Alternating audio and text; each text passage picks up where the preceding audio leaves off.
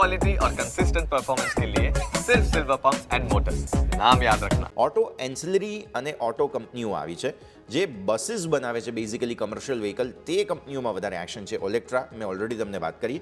JBM auto તમે નજર કરો, ત્યાં 0.4% વધુની તેજી તમને અહીંયાથી ખાસ જોવા મળી રહી છે. તો બેઝિકલી બસીસ, જે મોટી બસ ઇલેક્ટ્રિક વ્હીકલ બસીસ બનાવતી કંપનીઓ છે, તે બધામાં કંઈક વધારે તેજી તરફી એક્શન આવતું જોવા મળેલું છે. પણ અન્ય ઓટો સ્ટોક્સ શું કરી રહ્યા છે, નિફ્ટી ઓટોના ટોપ ગેઇનર્સ લૂઝર્સ શું કહી રહ્યા છે, તેના પર પણ હવે આપણે નજર કરવી જોઈએ. બિકોઝ ઓટો સેક્ટર છે કે જે અત્યારે ફિલહાલ કંઈક તો નવાજૂની કરવાના મૂડમાં છે. ગઈકાલે પણ જે મારુતિના સમાચાર આવ્યા હતા તેને કારણે પણ એક્શનમાં. અત્યારે ઇન્ડેક્સ 1% ઉપર છે.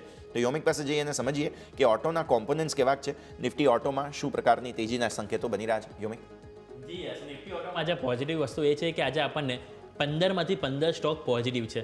એટલે કે એક પણ સ્ટોક આજે નેગેટિવ સાથે કારોબાર નથી કરી રહ્યો. અને એમાં જો વાત કરું એક્સાઇડ ઇન્ડસ્ટ્રી 2.5%, જેમ તમે વાત કરી ઓટો એન્સિલરી, કે ઓટો એન્સિલરી સ્ટોક આજે ખાસ એવો બચી ગયા. મધરસન ઓલમોસ્ટ 0.2%ની તેજી, આમાં પણ આપણે જોઈએ સમાચાર હતા.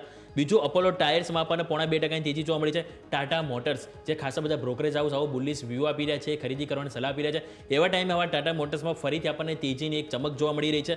1.5%ની તેજી ત્યાં છે.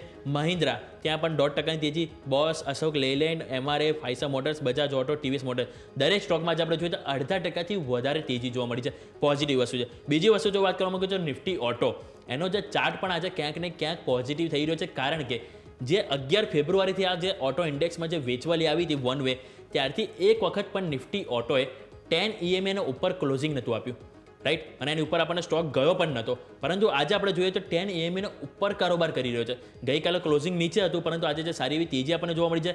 1.25%ની તેજી સાથે નિફ્ટી ઓટો કારોબાર કરી છે. અત્યારે આપણે જોઈએ તો 20,980 ઉપર આપણને કારોબાર જોવા મળે છે. અને એનો આપણે જો વાત કરું છે 10 EMA, તો 20,865. એટલે સ્વાભાવિક છે કે જો આજે 20,865 ઉપર ક્લોઝિંગ આપે તો ક્યાંક ને ક્યાંક આપણને ઓટો ઇન્ડેક્સ સાથે સાથે ઓટો સ્ટોક માટે પણ ક્યાંક ને ક્યાંક પોઝિટિવ કહી શકાય. કારણ કે જ્યારે ઓલમોસ્ટ 1.5 મહિના બાદ કોઈ ઇન્ડેક્સ આપણને જે 10 EMA ઉપર પોઝિટિવ આપે, એનો મતલબ ક્યાંક ને ક્યાંક સંકેતો છે કે એ જે સેક્ટર છે એ ક્યાંક ને ક્યાંક પોઝિટિવ રિવાઇવલના સંકેતો આપી રહ્યા છે. Yes, okay.